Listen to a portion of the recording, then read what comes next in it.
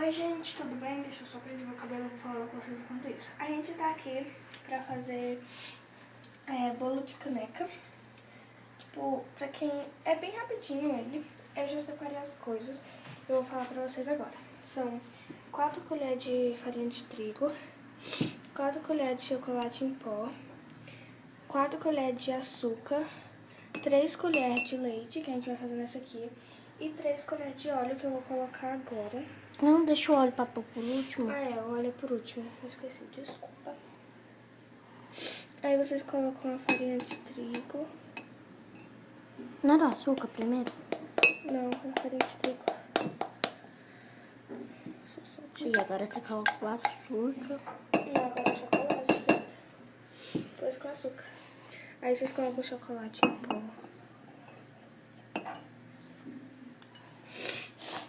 Agora o açúcar. E misturem tudo. Delícia. Tem que misturar bem, viu, gente?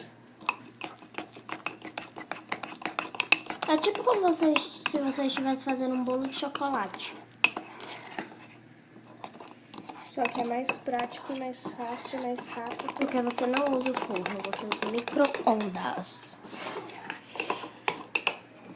Meu Deus, que delícia. Olha só isso, gente. Tá, mas quantos minutos a gente coloca no micro-ondas? 3. 3 minutos? Só que a gente tem que ficar... Quando der 2, a gente olha. Porque senão pode queimar. Ai, não, um pouquinho. Gente, é bom a massa pura. Então, depois é o ovo, né? É, eu acho que o ovo era antes, não era não? Era não. Vamos quebrar o ovo, ó. Seu dedo tem que estar limpo. Eu acho que o dela não tá. Tá sim. Eu tava fazendo panqueca. A gente fez panqueca, mas eu acho que a gente não vai postar.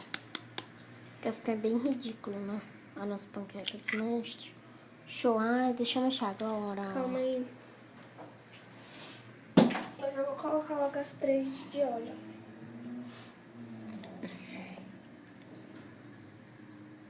E eu vou mexer, tá? 1, 2, 3. Segura a câmera. Tem que mexer bem. Destrói o ovo ruim, malvado. Gente, a massa vai ficando meio estranha mesmo. Eu acho, né? Ela fica bem clarinha, mas...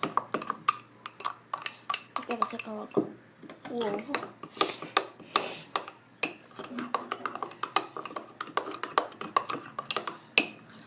Ai, gente, se inscreve no nosso canal, tá? E curte, comenta os vídeos.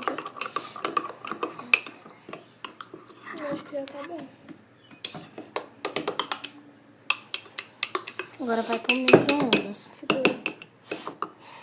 Gente,